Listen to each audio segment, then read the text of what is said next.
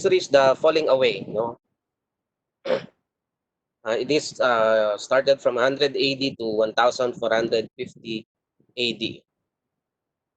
So we have discussed from the book of Daniel, the foretold and the establishment of the Bible of the church, no, from Acts chapter 2, the preachings of Peter. And we have seen the growth and the strengthening from the first missionary journeys of Apostle Paul throughout the second and the third missionary journey until he went to Rome, no, dahil sa kanyang request, no, and also para siya ay may prison, no, para makulong. And throughout the letters of Paul, no, from the book of Romans and the other disciples, no, until the book of Revelation, the epistles, no, yung letters na mga sinulat ng mga apostles, disciples, there may mga naglalaman doon na mga warning at mga problema ng mga congregation. Example, the problem in Corinth, the problem of immorality, the problem of yung sa communion, no, ginagawa nilang piyesta. So maraming mga naging problema. So hindi nakaligtas sa problema ang mga early church, no, at ng Panginoong Diyos. In Acts 28, verse 28 to 32, mga kapatid, sinabi doon sa New King James Version, therefore, sabi doon, take heed to yourselves and to all the flock, among which the Holy Spirit has made you overseers, to shepherd the church of God, which he purchased with his own blood. For I know this, that after my departure, savage wolves will come in among you, not sparing the flock.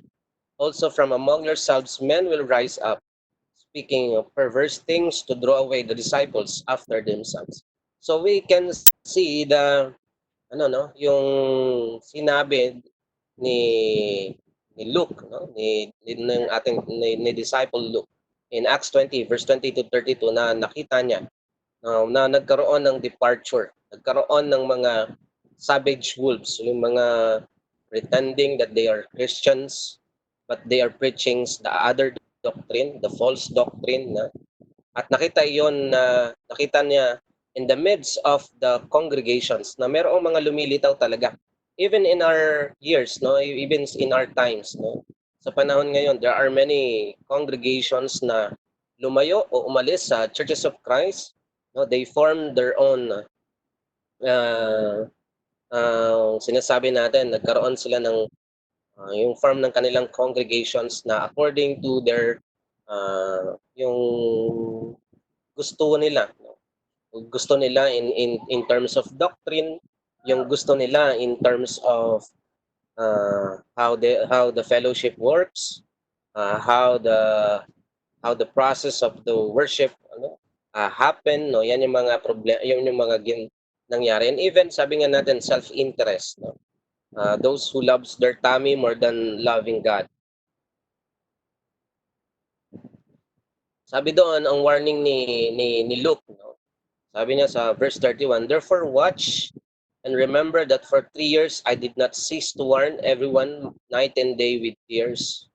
So now, brethren, I commend you to God and to the word of his grace, which is able to build you up and give you an inheritance among all those who are sanctified.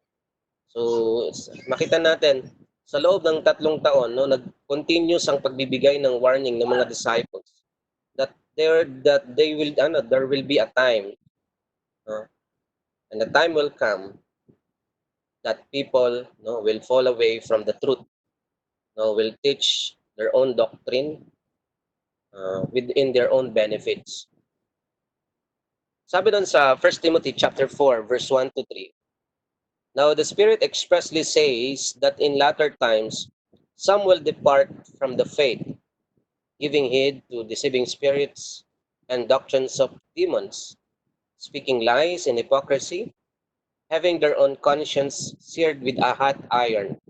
Verse 3, forbidding to marry, and commanding to abstain from foods which God created to be received with thanksgiving by those who believe and know the truth. So makita natin in 1 Timothy chapter 4 verse 1 to 3, may binigay na warning si Apostle Paul, no, kay Timothy.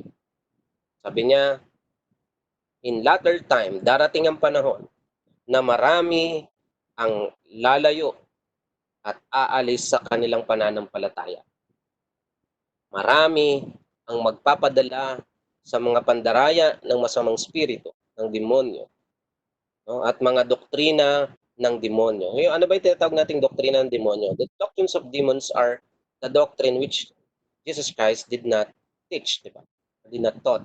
So, basta kapag yung doktrina ay hindi tinuro ng ating Panginoon Jesus, di mo mababasa in His teachings, then ibig sabihin, that is the doctrines of the demons. Or mga doktrina na hindi tinuro ng mga disciples, ng mga apostles. Kapag lumagpas ka dyan at lumabas ka dyan, you are now teaching the doctrines of demons. At yan ang nangyari, no? Throughout the 100 years, no, nung 100 AD until to 1450 AD, mga kapatid. Sabi doon in verse 3, some will forbid Mary. Yung marrying, di ba? Meron tayong nakikitang denomination yan, no? Biggest denomination na nag-umpisa, sabi nila. Sila ang unang-unang iglesia. They forbid to marry. Pinagbawal nilang pagpapakasal. At yan mismo ay hinula ni Apostle Paul na sinabi niya, mangyayari yan. No? Na mayroong magpapabawal ng pagpapakasal. Diba? Meron silang tinatawag na yung i-devote nila yung sarili nila sa iglesia. No? So, pinagbawalan nila yung pagpapakasal. Pero yung mga, yung miyembro naman nila ay may mga ginagawa namang, mga pasikretong, pakikipagkalaguyo or live-in. Kung ginawa nila ito, not forbidding, yung marry, edi hindi sana nagkakasala ng gano'n, yung mga miyembro nila. Pero sabi nga natin, kahit na umpisa pa lang, ay mali na talaga yung kanilang pagtuturo. So makita natin, if we read and study the scriptures, we can see that a lot of teachings, a lot of commandment of God, ay makikita natin sa Bible na ma-identify agad natin if that congregation, if that denomination is really teaching the truth or teaching the Word of God. So dito pa lang makikita natin kung ano yung nangyari. And this is what, sabi nga natin, Paul's prophecy, na mangyayari ito in the latter times. Sabi ni Paul doon sa 2 Timothy chapter 4 verse 1 to 4, I charge you therefore before God and the Lord Jesus Christ, who will judge the living and the dead at his appearing in his kingdom. Preach the word, be ready in seasons and out of season, convince, rebuke, exhort, with all long suffering and teaching. For the time will come, sabi niya doon, when they will not endure sound doctrine, but according to their own desires. Because they have itching ears, they will heap up for themselves teachers, and they will turn their ears away from the truth and be turned aside to fables. So, naalala ko, ito ay binasa rin natin nung Thursday, nung Friday. We can see na meron doon na nabanggit tayo na darating yung panahon na may yung iba ang mas iisipin nila ay hindi yung pagtuturo ng tama o nung according to the Bible. Bakit? Kung ano yung magiging benefit sa kanila nung kanilang gagawin. Kaya nga tinawag natin, there are denominations, congregations na they are existing because they earn. So it became an organization, no? Imaginein mo kasi ang church ay hindi nagbabayad ng tax. So walang binabayaran na tax sa gobyerno 'yan. So kaya meron na balita noon sa Amerika, pastor, ang dami niyang kotse. Meron pa siyang private plane. Tapos ang ganda pa ng bahay niya, mansion. Nag-earn siya ng malaki. So makita natin, there are denominations, congregation na they are working, that they are existing because they earn a lot of money. And how to earn with a lot of money? Edi ituro mo lang yung doktrina na pabor lahat ng makikinig sa iyo, yung hindi mo matatamaan yung mga ego at saka pride ng mga listener mo, no? Huwag mo ituro yung impyerno, ituro mo lang langit. Ang lagi ay yung langit. Ituro mo lang yung doktrina na according nga sa kanila, no? Magbe-benefit sila. At yun ang ginawa ng marami. And there are some na nagkaroon ng itching ears. No, pipiliin nila yung gusto nilang pakinggan. At pag hindi nila gusto yung sinasabi ng Bible at alam nilang tatamaan sila, hindi nila yun pakikinggan. At hindi nila yun ituturo. Kaya nga sinabi doon, their ears will turn away from the truth and they will start telling fables, yung mga kathang isip. Gumagawa sila ng mga kathang isip lang. Sabi doon sa 2 Thessalonians chapter 2 verse 1 to 12, now, brethren, concerning the coming of our Lord Jesus Christ and our gathering together to him, we ask you not to be soon shaken in mind or troubled, either by spirit or by word or by letter, as if from us. As though the day of Christ had come, let no one deceive you by any means. For that day will not come unless the falling away comes first, and the man of sin is revealed, the son of perdition. So it was, sabi nga natin, prophesy na magkakaroon muna ng falling away bago dumating yung time na darating. Ano yung time na yon? Yung time ng pagbalik ng ating Panginoon Jesus, the second coming. Sabi doon, magkakaroon muna ng falling away. Sabihin, marami munang aalis sa tamang pananampalataya, sa tunay na pananampalataya, at mag-uumpisang magturo ng mali. At pag nangyari yon, no, doon pa lang darating ang panahon na kung saan darating ating Panginoong Diyos. That is prophesied, mga kapatid. Who poses and exalts himself above all that is called God or that is worshipped, so that he sits in God in the temple of God, showing himself that he is God. Sabi doon, do you not remember when I was still with you, I told you these things, and now you know what is restraining, that he may be revealed in his own time, for the mystery of lawlessness is already at work. Only he who no restraints will do so until he is taken out of the way.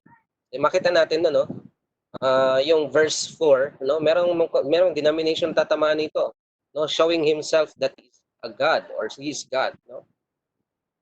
Who oppose and exalt himself above all that is called God or that is worship, so that he sits as God in the temple of God. No? Sasabing siya yung Diyos at sinasabi niyang Diyos siya. No, merong darating yon. No? Sabi natin, sa panahon natin, di ba, si Kibuloy, he is now affirming na siya ang Diyos, di ba? Son of God. Sabi niya ni Paul, do you not remember that when I was still with you, I told you this thing? No, sinabi ni Paul, hindi nyo ba natatandaan? Ito ay sinabi ko na sa inyo pa noon pa. No? And now you know what is restraining that he may be revealed in those time. And the lawlessness one will revealed, whom the Lord will consume with the breath of his mouth and destroy with the brightness of his coming. The coming of the lawless one is according to the working of Satan. So these people, when the one who works in lawless o yung sumasalangsang sa kasalanan, yan yung tinatawag na mga lawless one, no? Mga mahilig sumuway sa utos, sa command, no? Sa sinabi ng Diyos, no? Sabi niya, ito ay gawa ni Satanas. And with all unrighteous deception among those who perish, because they did not receive the love of the truth that they might be saved. So let us see the next generation, the another generation or the falling away generation. Mga kapatid, after the apostles, no, there grew up a people that did not hold fast to the truth. Binasa nga natin yan kanina, yung 2 Timothy chapter 4 verse 3 and 4. Marami, no, after ng mga apostol, nung namatay mga apostol, kahit nga nung nandun pa yung mga apostol, meron nang lumilitaw ng mga maling turo. O mga hindi na kakapit at mananatili sa tunay na turo. No? Tandaan natin, we tend to measure what we do with what we have than slowly departing from the true pattern. No? So we have to measure, mga kapatid, no, what we do with what we have. No? So there are people, no, na talagang ginawa nila, no, they are slowly departing from the true pattern. Talagang paunti-unti, no, paunti-unti sila ay lumalayo at umaalis doon sa tamang turo. Marami ang gumawa niyan, no, sa panahon ng mga apostles and later ng mga kapatid. Let us never forget that, mga kapatid, we are only one generation away from apostasy. Meaning, malapit lang tayo, or sabi nga, karugtong lang tayo ng mga falling away na generation. So ang dami sa panahon natin ngayon ang mga nasa falling away generation o mga umalis o lumayo sa katotohanan. So there are 10 emperors mga kapatid na kung saan they persecuted Christians, no, from AD 67 to about AD 313. So makita mo yung suffering ng mga tunay na Kristiyano that time.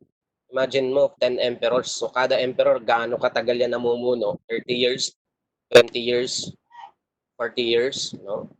Tapos 10 sila. Grabe ang suffering na naranasan ng mga apostol. Ng mga disciples, ng mga Kristiyano. Si Domitian, no, isa siya sa mga emperor na nag-persecute din sa mga Kristiyano. AD 89 hanggang 96.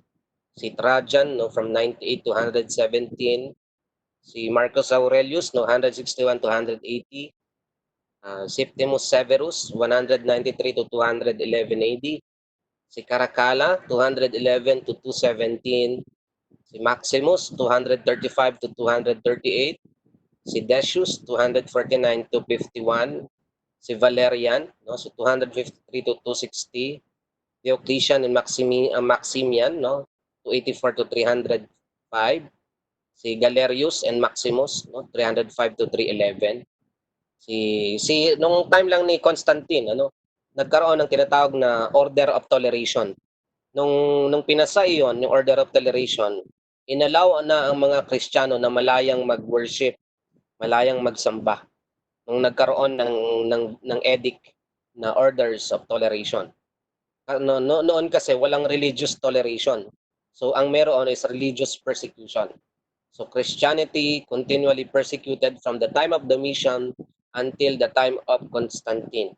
But later on, Constantine realized that he should embrace the Christianity. So he passed a law as a religious tolerance or orders of tolerance na pwede na mag-worship ng malaya ang mga Kristiyano. Pero makita natin, no, from the time of Domitian until to Constantine, Christians are persecuted, no, throughout the empires of, no, sa lahat ng nasasakupan ng Roma. No? Yung sabi nga natin, if you search through Google or in YouTube, no, maraming means of persecution. Ang Roman Empire ang isa sa, sabi nga natin, ay mayroong isa sila sa may pinakamalupit na mag torture, no, yung cross nga lang isa na sa pinakamalupit na torture yan. Marami pang alam na malulupit na pagto-torture ang ginagawa ng mga Roman Empire. Sinabi nga natin, no, ang mga Kristiyano during the persecutions of this emperor, ginagawa sa kanila, babalatan ka ng buhay. Imagine mo yung laman yung litaw, tapos pagugulungin ka sa asin. So kung yun yung pain na mararamdaman mo, siguradong kung ikaw ay nandoon sa panahon na yun at hindi matatag ang pananampalataya mo, malamang-lamang, no, ay i-deny mo si Christ. Dalawa lang naman yung itatanong sa iyo eh. Worship the Emperor of Rome or deny Christ. Pag winorship mo, meaning you deny Christ. Pag dinay mo naman si Christ, no, may buhay ka nga at that time, sunugin ka naman sa impyerno pag namatay ka. Kung dininay mo naman si Christ, mamamatay ka physically, but spiritually, free ka. No? Bukod doon ay nagkaroon sila ng ginagawa na yung ibibitin ka, no, nakakulong ka, na ibibitin ka sa mga poste. Tapos para ka nakakulong doon na parang ibon. Tapos bubuhusan ka ng langis, tapos liliyaban ka na buhay. So ikaw yung magiging sulo doon sa magdamag. Yan. So kung yun ang maranasan mo, nako, baka sabihin mo, nung ibubuhos pa lang yung oil, baka sabihin na natin, i-deny natin sa Christ. Kung hindi malakas ang aking pananampalataya. Ano pa? Meron din sa time ng Roman Empire na ang persecution na ginagawa nila ay idadalhin sila sa Colosseum, no? Yung malaking bilog na parang Araneta Colosseum, di ba? Tapos doon sa baba, no, andun yung mga tao, yung mga Christians, no, nakatali, yung iba walang tali, ano yon, walang pinipili yon, may bata, may matanda, no? Siyempre kung may kasama kang, kung ikaw Kristiyano, anak mo ay kasama yon sa papapatay. Talagang torture, no? Makikita mo yung anak mo. So magkakasama kayo doon, tipon-tipon kayo doon sa baba. Tapos yung mga leon, no, i-release nila sa Colosseum. So yung mga leon, mamimili na lang kung sino unang kakainin. There are some Christians na very faithful talaga, na talagang, sabi nga natin, dahil dinala sila sa Colosseum, they are very faithful. No? Talagang hindi sila nag-give up. Ang gagawin na lang nila is mag-pray sila hanggang sa kainin sila ng leon ng buhay. Imagine mo yung torture na naranasan nila, pero hindi sila nag-give up. So makikita natin 'yan, no?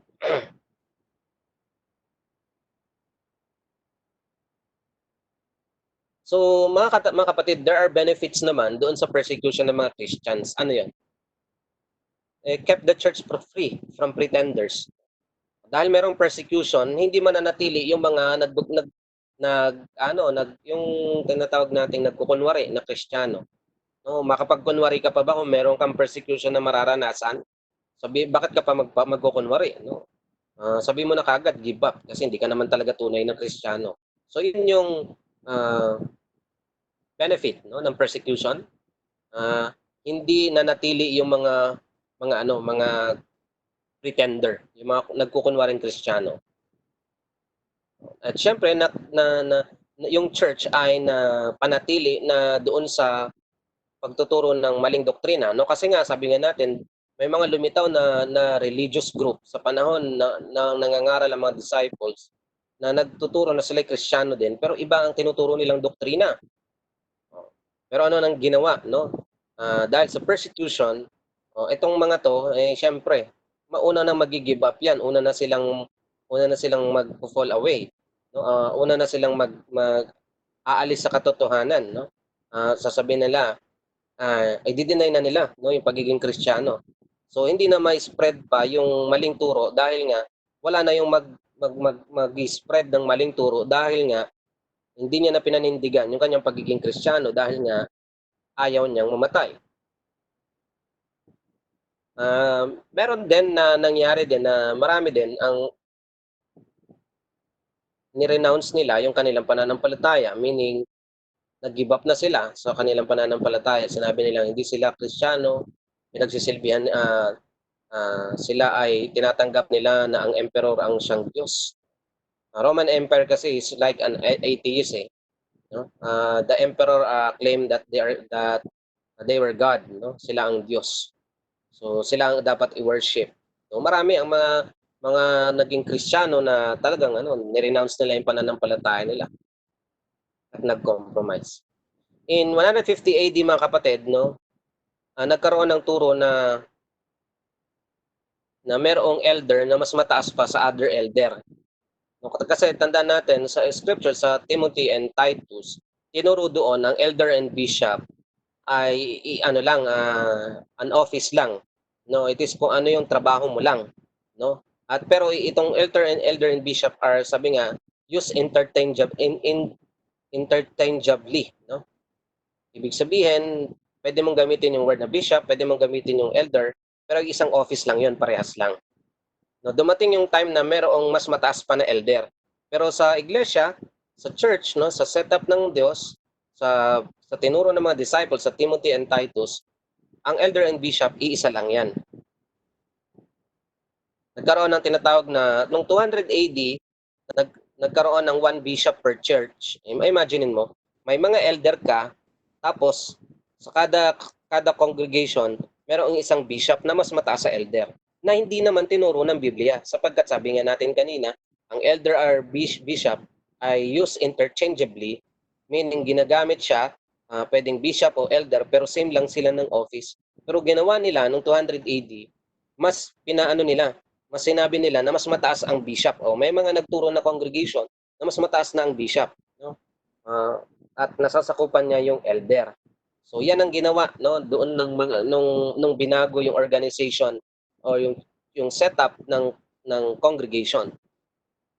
Noong 250 AD, no, one diocesan bishop overseeing other bishops of other churches, no? Nagkaroon na ng mas mataas na bishop, no, sa bishop. O imagine mo, bishop sa isang lugar, kunwari sa isang region, kunwari sa Metro Manila, di ba?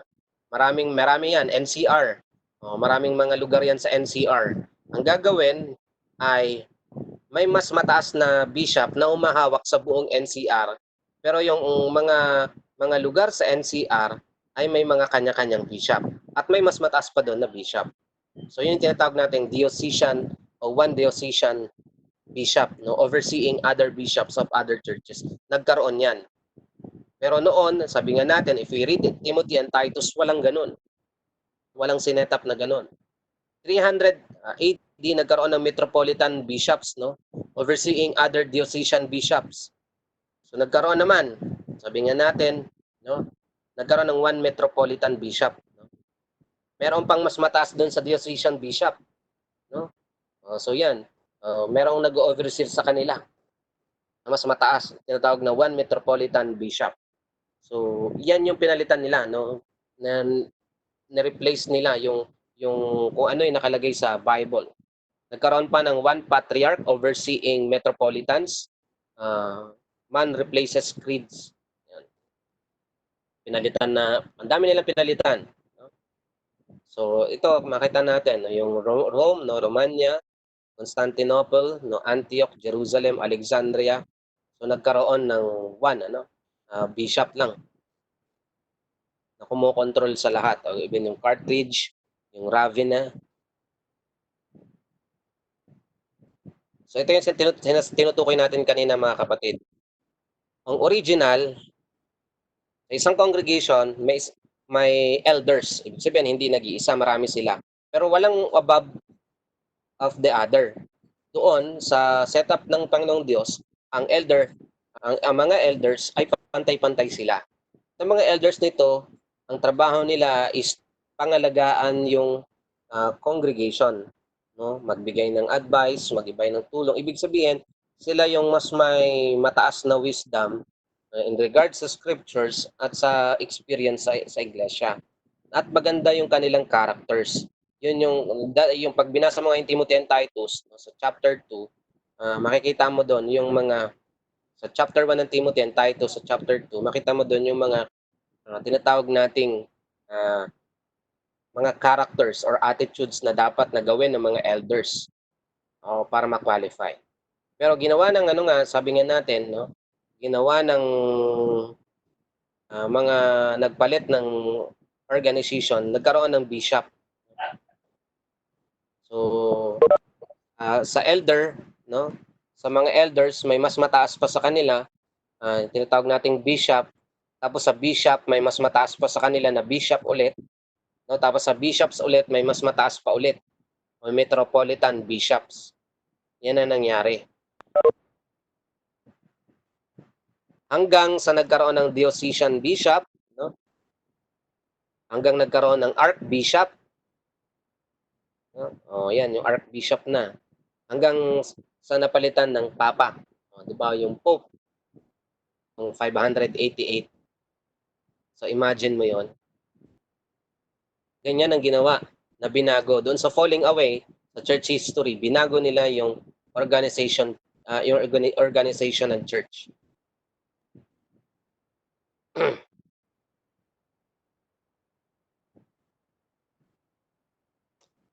So mga kapatid, yan yung sinasabi natin kanina. Step 6, no, na si Pope Boniface III, siya yung naging first na pope, no, noong 600-680. Hindi pala first, second, kasi they claim na first na pope ay si Peter. Imagine mo 'yon. Si the disciples, apostles Peter ay ginawa nilang first pope. Sumunod si Boniface. So ito yung mga nagkaroon ng changes sa doctrine, no? Nung nagkaroon ng meeting ng Council of Nicaea, nagkaroon ng First Council of Constantinople, ng Council of Ephesus, Council of Chalcedon, Second Council of Constantinople, nagkaroon ng Third Council of Constantinople. Kada council na yan, pag-meeting ng mga ng mga bishops, elders, yan, yung mga bishops, nung nagmi-meeting sila, marami silang binago doon sa doktrina na sinet up ng Panginoon at tinuro ng mga apostol at mga disciples. Isa sa mga binago nila is the use of holy water. Binago yan 120 AD. No? So sprinkling for immersion, nag-umpisa yan during the 250 to 1311 AD. Imagine mo, 120 AD nagkaroon ng paggamit ng holy water. 370 to 416, pati baby binabautismoan na.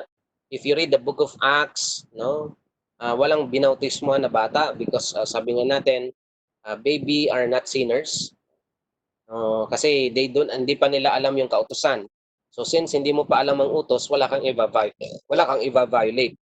But they claim na before man was born, no, he is a sinner because of the sin of Adam and Eve. No, if we read the scriptures multiple times, no, repeatedly, there is no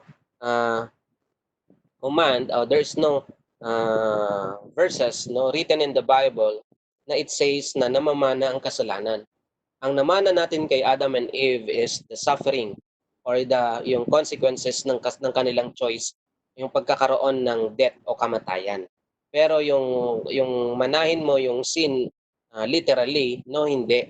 No, hindi mo pwedeng sabihin sa baby, no, pagkapanganak mo pa lang makasalanan ka, mag-repent ka sa kasalanan mo, no? So, ang nagkakaroon lang ng kasalanan ng isang tao kapag dumating siya sa tamang edad na kung saan alam niya na ang tama at mali, no? They say from pag 12 years old daw, no, alam na ng bata kung ano yung tama at mali. No, depende sa pagpapalaki ng magulang.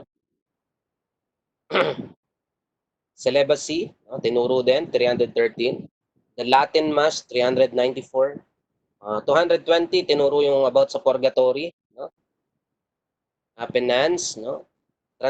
Substantiation, indulgences, binibili yung pagkamatay, pag namatay ka, so bayaran mo lang yung pamilya, bayaran niya lang yung pari, no, ipagpe-pray ng pari yung namatay at siya ay mapupunta na diretso sa langit. So binibili yung kaligtasan. Transubstantiation is yung yung fruit of the vine at saka yung bread ay nagiging literal na katawan at dugo ni Kristo. Di ba?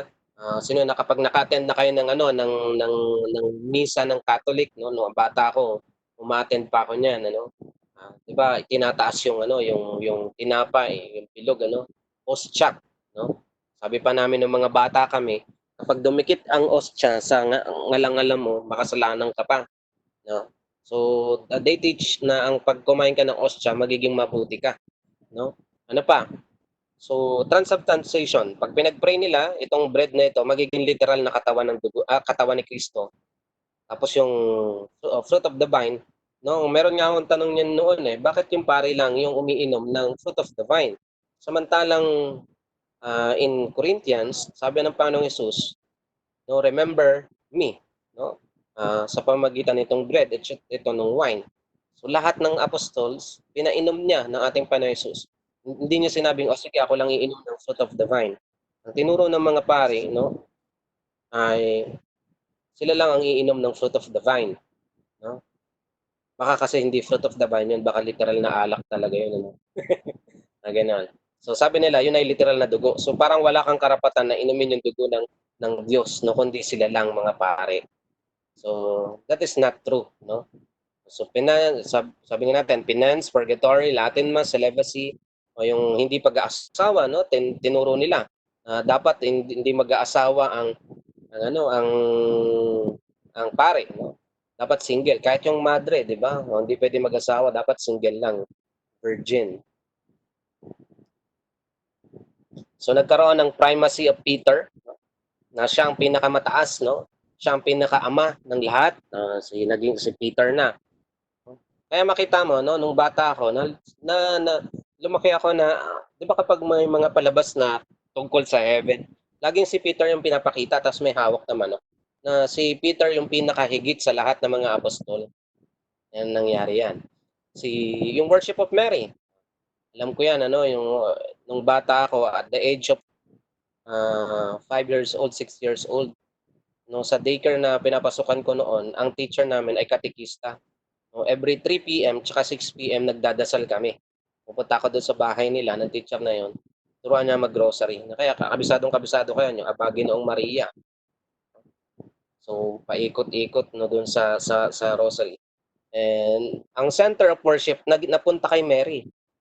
Literally, hindi naman si Mary ang literal na mother ni Jesus Christ, no? Sapagkat siya ay ginamit lang ng Panginoon ng Ama sa langit, no, to conceive yung literal na katawan ni Kristo as a human, not a God.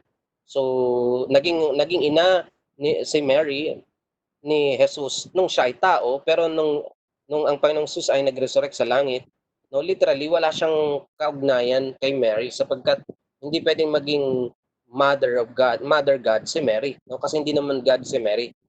Mary is also a creation.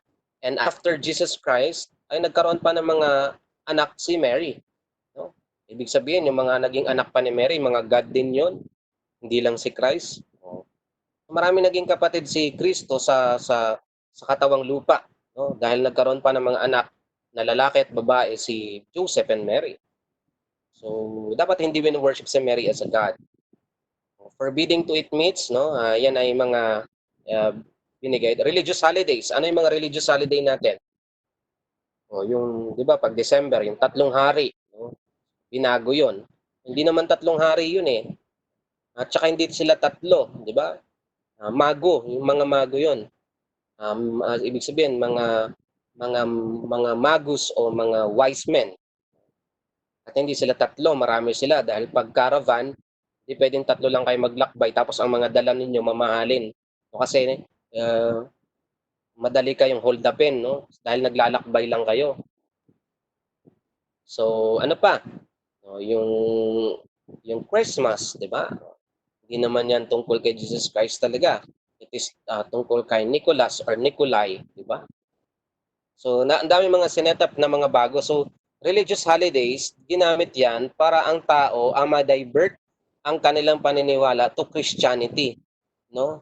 Example nga na ginagamit natin since before pa, ang mga Catholic, no, Spanish Catholic na pumunta dito sa Pilipinas nung panahon nila Lapu-Lapu, no, they want the yung mga katutubo sa Pilipinas to embrace the Christianity or Catholicism.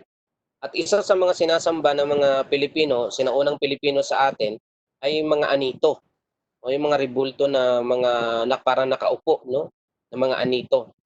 So sabi ng mga ng mga Catholic, ng mga missionaries na baguhin na lang natin yung kanilang paniniwala. Hindi na yung anito na yan. Si Mary na lang na santo.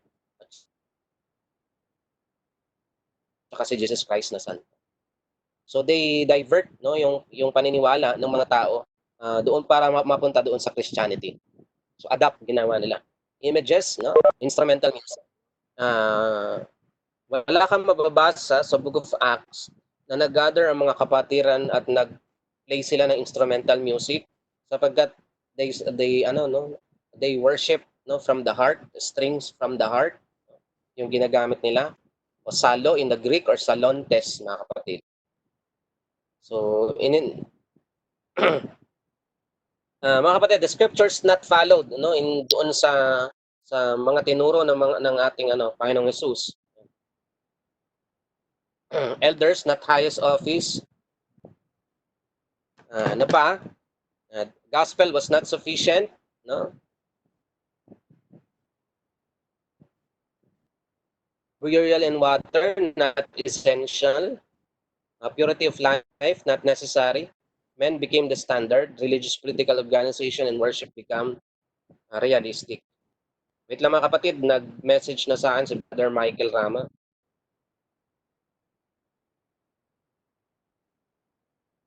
Yan. So ito yon, binago nila. Yung elder, hindi na siya yung pinaka-highest position. Nagkaroon ng bishops, tapos more bishops, and then pope. Yung gospel, hindi daw yun kompleto, o hindi daw yun enough. The gospel was not sufficient. Yung burial in water, not essential. Yung paglilibing sa tubig, no, sa baptism, hindi daw yun importante. Purity of life, not necessary. No? Okay lang na hindi mo i-pursue yung pagiging banal. Hindi na ang Diyos ang naging standard, no? Yung mga tao na. Yung worship naging more on ritualistic. Sabi nga natin yung pag-worship ng yung inaano yung ano yung beads ng cross, that is ritual. So bumalik sa ritual. Sa panahon ni Moses, no, yun eh. More on ritual, offering. Tapos pagdating sa panahon natin, binago na naman ng mga ng mga nag-fall away at ginawa nilang ritualistic na naman. So the falling away, sabi nga natin, next generation, nagkaroon ng persecution, nagkaroon ng organizational changes, nagkaroon ng change in doctrine. At ito ay hindi na Church of Christ kasi nga binago na nila, pinalitan na nila. So yan po yung mga kapatid, no, yung ating lessons tungkol sa church history. Hello, kamusta kayo mga kapatid? Malinaw ba na ano natin? May mga question ba? Hello?